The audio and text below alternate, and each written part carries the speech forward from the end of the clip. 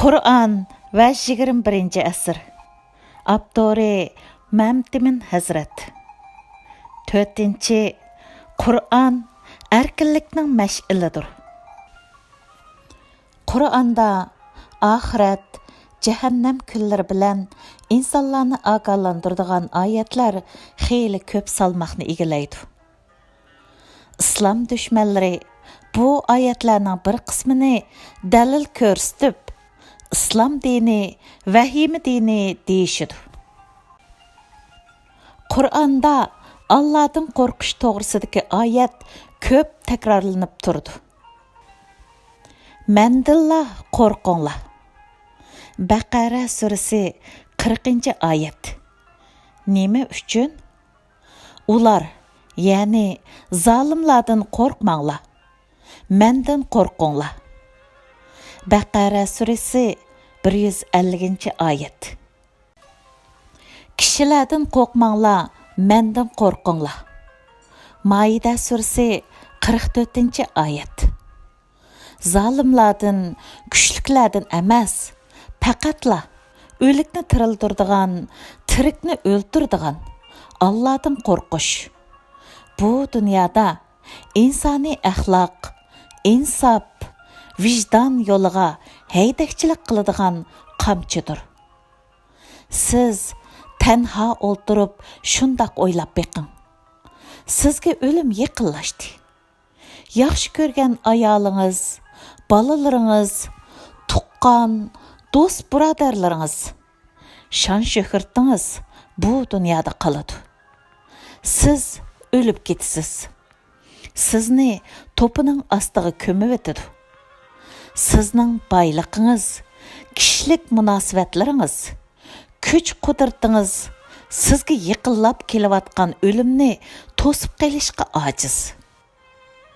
Siz bu o'ylarni o'ylayotganda yuragingizni qo'rqinch qaplamamdi? Siz qo'rqsiz. Hammamiz qo'rqamiz. Allah qo'rqisi degan ana shu. Barliq oyatlar mehribon va shafqatlik Allah'ning ismi bilan boshlayman degan jumla bilan boshlanadi. Mehri shafqat egisi Allah'ning insondan qo'rqishga ehtiyoji bormi? Yer yuzidagi maxluqlar ichida inson o'ylay oladigan, so'zlay oladigan ham eng oliyjanob, ham eng vahshiy maxluqdir. Uning ilohiy mehr shafqatga ehtiyoji bo'lganiga o'xshash, qo'rqitadigan ilohiy qudratga ehtiyoji bor. Qo'rqquchi qo'rqitquchining gapini anglaydi. Bo'ysung'uchi bo'ysundirg'uchining amriga itoat qiladi. Allohdan qo'rqish Allohga itoat qilishga yetaklaydi. Allohga itoat qilgan kishi Allohning qonunlarini ijro qilishda sodiq kishilardir. Allohga sodiq kishilar Allah yaratgan koinotga va jonliqlarga foydali kishilardir. Allah insonlarga kishilardan qo'rqmanglar, mendan qo'rqinglar deb xitob qilish orqali inson tug'ilishdanla erkin yaratilganligini, ruhiy va jismoniy jihatdan erkin yashash kerakligini bizga xotirlatadi. Allohdan qo'rqish demak, Allohdan boshqa hech kimdan, hech qanday kuchdan qo'rqmaslik demakdir. Allah inson ruhini ana shundoq erkin yaratgan. Qayerda inson ruhining erkinligi kapolatga ega bo'lsa, u yerda kashfiyot bor, taraqqiyot bor, adolat bor, bayoshat bor, baxt bor. Qayerda inson ruhi qafasda bo'lsa, u yerda kashfiyot yo'q, palchilik bor, taraqqiyot yo'q, turg'unlik bor, yo'riqlik yo'q, jaholat bor, bayoshatlik yo'q, yo'qsullik bor, adolat yo'q, adolatsizlik bor, huzur yo'q, jidal bor, baxt yo'q, baxtsizlik bor. inson vujudining tashnoligini suv qondirgandek, inson ruhining tashnoligini erkinlik qondirdi. Ruhning oziqi erkinlikdir. Allahning mendan qo'rqinglar degan chaqiriqi aslida mendan boshqa hech kimdan qo'rqmanglar degan chaqiriqdir. Allahning oxiratdagi jannat, jahannam orqali insonlarni bu dunyoda yaxshilikqa da'vat qilishi, xuddi ota-onaning bovoq balini o'tdan, qaynoq suvdan va boshqa xatardan muhofazat qilib, parvish qilgani bilan o'xshash mehribonlikdir. Qur'an Muhammad alayhissalomni elchi qilib tanlashidagi sababni mundaq izohlaydi. U, ya'ni Muhammad alayhissalom, ularni, ya'ni musulmonlarni yaxshi ishga buyuruydi, yomon ishdan to'sidi. Ularga pok narsalarni halol qiladi, nopok narsalarni harom qiladi. Ularni silingan taqoq, ko'zi kishilardan bo'shtidi. Araf surasi 157-oyat. Qur'an hukmiga ko'ra, payg'ambarning bu dunyodagi eng muhim vazifasidan biri insonlarni silingan taqoq, ko'zi kishilardan to'sishdir. Ya'ni insonlarni va ularning ruhini ozod qilish payg'ambar alayhissalomning insonlar orasiga avatilishidagi tüp sabablardan biridir. Şunu biz İslam dini erkinlik dinidir. İslam peygamberi erkinlik peygamberidir. Qur'an erkinlikning mash'ilidur deymiz. İnsan erkin bo'lgandila erkin tafakkur qila oladi. Erkin tafakkur insonni haqiqatni izlash yo'lida erkin qadam bilan besishga ilhamlandırdı. İnsanның haqiqatni tunish jarayoni, tabiat dunyosini, koinotni, yaratquchi qudratni tunish jarayonidir. Payg'ambarlar, dohilar, faylasuflar, kashfiyotchilar, olimlar, injenerlar, qahramonlar, qisqasi davr taraqqiyotini ilgari surgichilarning hammasi erkin ruhga ega kishilardir. Qulluq ro'yiga ega kishilar davr chaqining kichik parchalari bo'la oladi. Hargizmi davrning motor kuchi bo'la olmaydi. Din, vatan, millat xoinlari yanala qulluq ro'yiga ega kishilar orasidan chiqadi. Qur'ondagi eng zo'r savobli ibodatning biri qul ozod qilishdir. U davon ashmidi. Davon eshishning nimaligini qandoq bilading? Ya'ni davon eshish degan qul ozod qilmoqdir. Balad surasi 11-13-oyat. Musulmon uchun davon eshish, namoz qilish, ro'za tutish, haj qilish emas, balki qul ozod qilishdir. Yoki erkinlikdan mahrum bo'lib, quldek chorsiz qolgan insonlarni ozod qilishdir. Dunyoda tunji qul ozod qilgan kishi so'yimlik payg'ambarimizdir. Rasululloh Hezret'i Hadicha bilan to'y qilganda, Hezret'i Hadicha tarafidan sovg'a qilingan qul Zaydni payg'ambarlik vahiy kelishdan burunla ozod qilayotgan edi. Qur'onning hukmi va payg'ambarimizning rag'batlantirishi bilan Hezret Abu Bakri, Hezret Osmonlar barliq iqtisodini sarf qilib, Makka kofirlarining qo'lida azob chekayotgan qul musulmonlarni setib olish orqali ozod qilayotgan. Islom dini dunyoga tarqalayotgan davrda matbuot yo'q edi. Bugungi uchur tashviqot vositalari hech yo'q edi. Qur'on oyatlari parcha-parcha o'chki terilarga yezilib saqlanayotgan bir davrda Qur'an oyatlari, diniy bilimlar 3 qit'aga shamoldan tez tarqaldi. Madinadagi bir necha 10 ming musulmon jamoatidan 50 yilga bormay bir necha 100 millionlab musulmon dunyosi vujudga keldi. Bu mo'jizaning siri nima edi?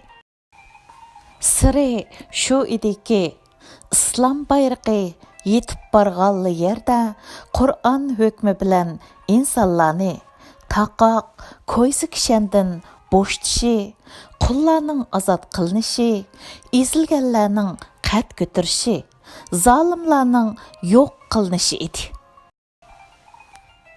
Qur'on shundoq ta'lim berdi. Allah'ni söyüş yüzüdün xish aqribalarga, ya'ni urug' tuqqanlarga, yetimlarga, miskinlarga, ibn sepillarga, saillarga, qullarning ozodlikqa erishishiga pul, mol yordam berish, namoz o'qish, zakot berish, ahdiga vafo qilish, yo'qsizlikqa, kasallikka va urushqa bardoshlik berish yaxshi amallarga kirdi. Ana shular rostchil odamlardir. Ana shular taqvodor odamlardir. Baqara surasi 177-oyat. Allah'ning oyatida qullarning ozodlikqa erishishiga pul, mol sarf qilish bo'lsa, namoz o'qish, zakot berish jumlalarining oldiga qo'yilgan. Qulluq tuzumini tunji qitim bekor qilgan hokimiyat islom xalifaligidir. Qur'on insonlarni erkinlikka erishtirish orqali erkin jamiyat barpo qilishni maqsad qilgan. Erkin insonlar vujudga kelmay turib, erkin jamiyatning barpo bo'lishi mumkin emas. Buning uchun Allah o'zining elchisiga mundaq amr qildi. Qavmingni qorong'ulikdan yorug'likqa chiqargin. İbrahim surasi 5-oyat. Afsuski, yurtimizda necha 100 yildan beri islom nomi ostidagi xurofotlik xalqimizning ruhini, aqlini va gavdisini chambarchas bog'lab turgan ko'yzi kishanlarga aylandi. Vaholanki Qur'on insonlarni bog'lab turgan ko'yzi kishanlarni pochaqlab tashlash uchun kelgan edi. Payg'ambar insonlarni qorong'ulikdan yorug'likqa chiqarish uchun avatilgan edi. Bizdagi islom ulamolari atalgan jaholat pirlari Qur'onni insonlarni qorong'ulikqa boshlashning vositasi sifatida ishlatdi. Erkinlikdan mahrum jamiyatda oldi bilan pechatlanib o'tadigan boyliq insonlarning aqlidir. Aql idrokning harakat qilinishi cheklangan jamiyatda insonlar jamiyatning yukini ko'tarish emas, aksicha jamiyatning yukiga aylanib qoladi. Ishonmasangiz, musulmon davlatlarga va tayyor non beradigan Yevropaga top qechib ketayotgan, hatto tayyor nonga erishish yo'lidagi hayot mamotlik kurashda dengizlarda ko'mtirilib ketgan kemalarda yuzlagan musulmon jasadlarining dengizlarda laylab qolgan manzarlarga qarab beqing. Aql bilan ilohiy vahiyni bir-biriga zid holga keltirish uchun asrlardan beri hiyla-mikr o'ydirib riyokorlikni avliyolik sarmoyasi qilib yashayotgan ulamolar. Qo'llaridagi tasvirning Hindiston buddizmidan musulmonlarning orasiga kirganligini belgichilik savodga ega emas. Rasulullohmi, sahobalarmi tasvir ishlatib boqqan emas. Dunyoning bir muncha yerlarda musulmonlarning qini suv bo'lib eriq o'stanlarda eqiyotgan jasadlari ko'mishga ulgurolmay qog'i quzg'unga yem bo'layotgan bugungi sharoitda hech nomus qilmay Тәрәттен кейін bir çalma tutuş sünnetke uygunmu, yoki ikki çalma tutuş uygunmu deb heptilep, aylap talaş tartış qılıvatqan saqalliq buvaqlarımız var. Bundaq mollalar bar yerde cennet yoxdur. Sünnetning aldınqı şərti musulmanning erkinligidir. Allah mundaq xitap qılıdı. Hech qandaq ishni o'z oldiga bir taraf qilolmaydigan bir qul, biz rizq ato qilgan va uni yoshirun yoki oshkor yo'sinda sadiqa qilib turgan hur erkin odam bilan o'xshashmi? Nayl surasi 75-oyat.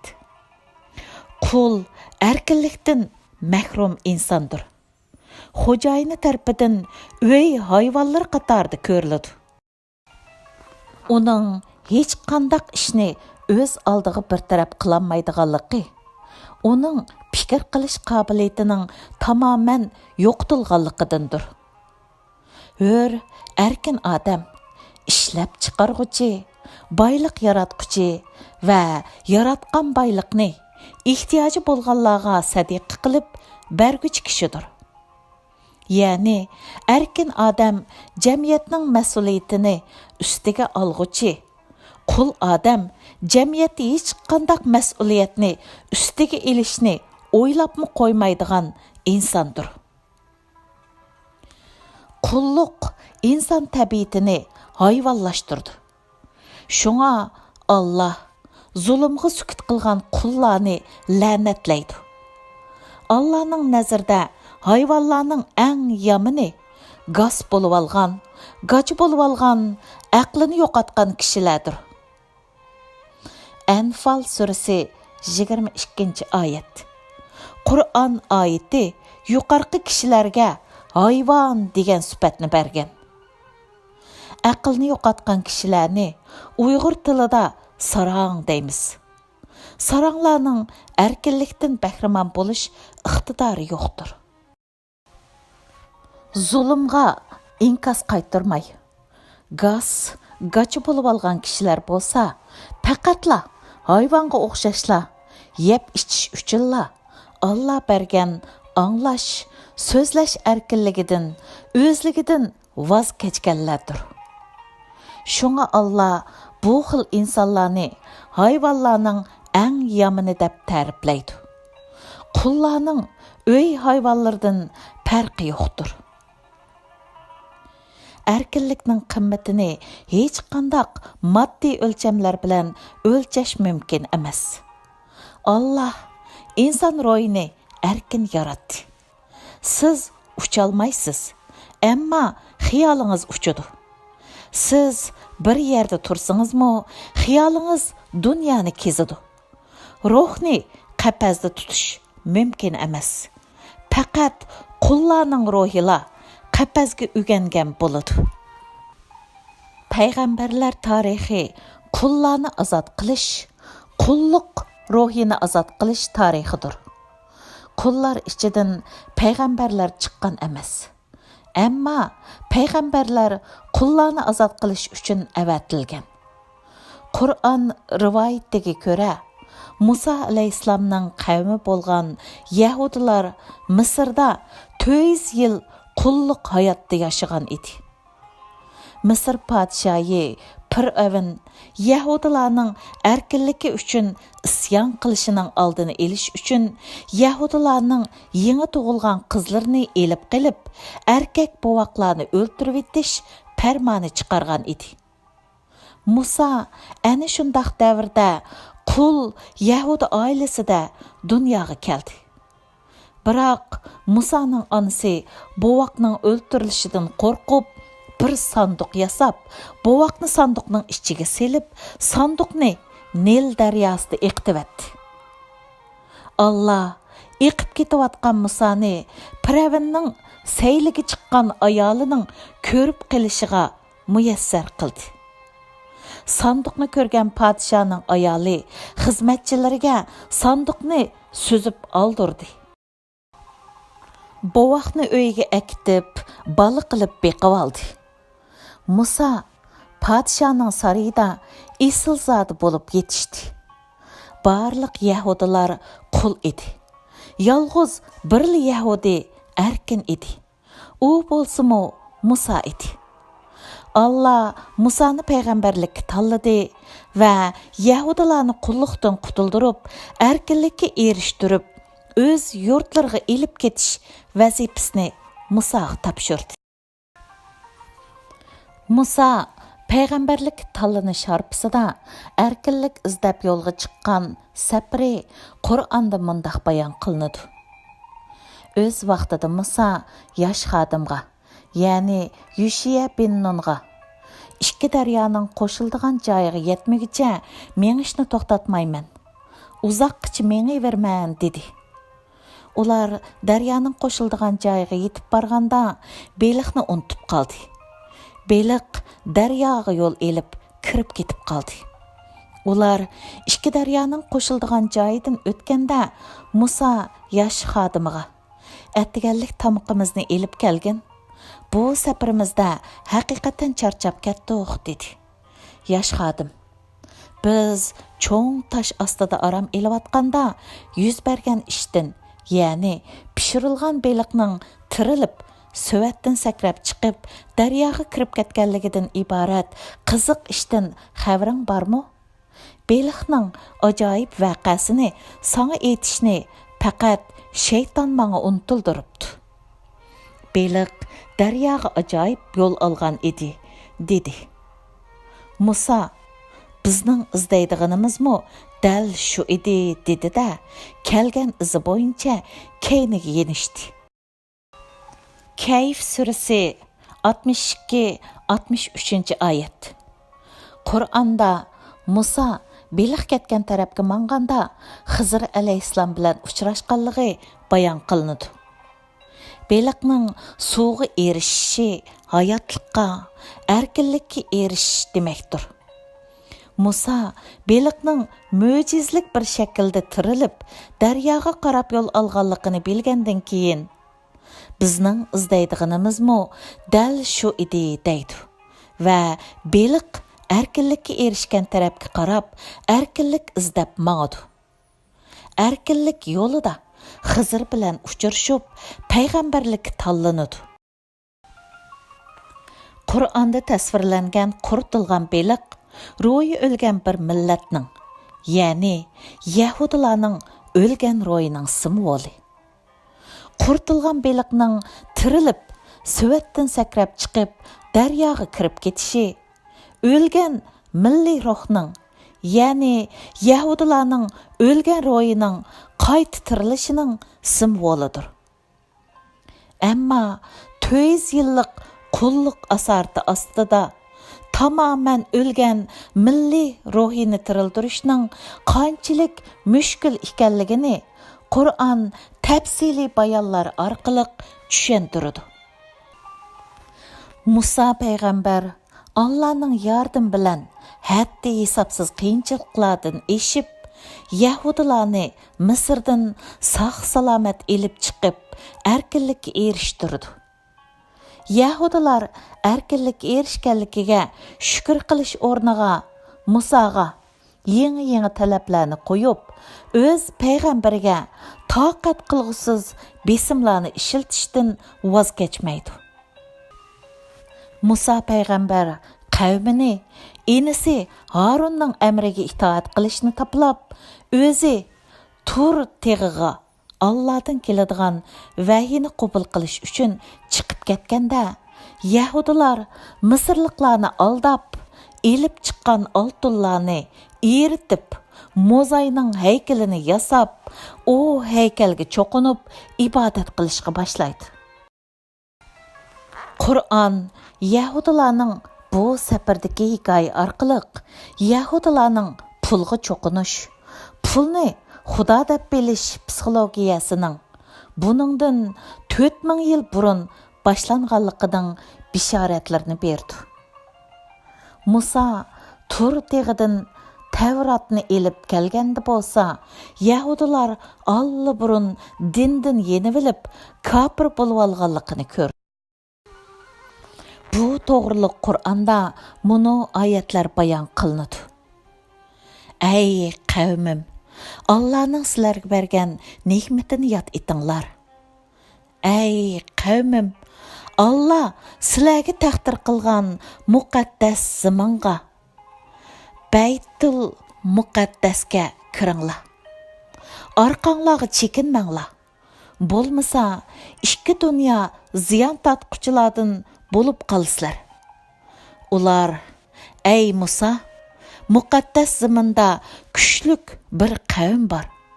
Ular chiqib ketmaguncha biz u yerga hargiz kirmaymiz. Ular u yerdan chiqib ketsa, cho'qim kiramiz dedi. Allah'dan qo'rquvchilardan bo'lgan, Allah'ning ne'matiga erishgan ikki odam, ya'ni Kalib ibn Yafunna bilan Yushiya bin Nun ularga shaharning darvozasidan hujum qilib kirsanglar, cho'qim g'alaba qilsizlar. Agar Allah'ning va'da qilgan yordamiga ishonsanglar, Allohga tavakkul qilinglar, dedi. Ular Yahudi qavmi, ey Musa, madamki ular muqaddas yerda ekan, biz hargiz u yerga kirmaymiz. Sen Parvardigoring bilan birga berib, ikkinglar urushinglar. Biz bu yerda o'ltirib turayli, dedi. Musa dedi, Parvardigorim, men faqat o'zimga va qarindishimga egiman. Sen biz bilan e'tiqodingdan bosh tortgan qavmning orasini ayirib etgin, dedi. Allah dedi, ularning muqaddas yerga kirishi 40 yilgacha harom qilindi. Bu jarayonda ular zaminda adishib yuriydi. Pasiq qavm uchun qayg'urmag'in. Maida surasi 20, 21, 22, 23, 24, 25 oyat. Musa payg'ambar garchi Allah ato qilgan hikmatlar soyasida 400 yil qulluqda yashab, vatanning, erkinlikning nima ekanligini tamoman unutib ketgan Yahudi qavmini erkinlikka erishtirgan bo'lsa-mu, Yahudilarning millat sifatida qulluq psixologiyasiga odatlanib ketganligi, ularga erkinlikning, vatanning qimmatini tushunmas ahvolga kelib qolganligi, vatanni Parvardigoring bilan ikkinglar urushib elib beringlar, biz o'ltirib turayli deb vataniga bo'lgan so'ygi, vatan dushmanlarga bo'lgan nafratni tamoman unutib ketganligi Musa payg'ambarni qattiq umidsizlantirdi va Allohga, sen biz bilan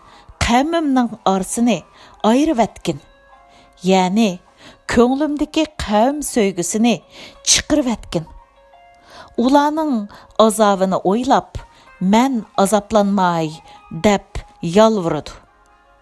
Allah ularning muqaddas yerga kirishi 40 yilgacha harom qilindi degan ilohiy hukmini chiqirdi va Musaning ko'nglining yerim bo'lmasligi uchun, pasiq qavm uchun qayg'urmag'in degan oyat bilan tasalli berdi. Yahudilar 40 yil Sina cho'lida adishib yuriydi. Bu jarayonda qulluqqa odatlanib qolgan bir avlod asosan o'lib tugab, qulluqni ko'rmagan yangi bir avlod tug'ilib yetishidi. Yuqorqi oyatdan qulluq psixologiyasiga odatlanib qolgan xalqni bu ruhiy maslikdan uyg'otishning qanchalik mushaqqatli bir tarixiy jarayon ekanligi bizga qissa sifatida bayon qilinadi. Uyg'ur yo'lboshchilar uchun Qur'ondagi bu ilohiy hikoya intayin muhim ahamiyatga ega. Balad surasidagi fakku raqaba so'zi an'anaviy tafsirlarda qul azod qilish deb tarjim qilinib kelmoqda. Bu Qur'on mazmuniga uyg'un tarjimadir.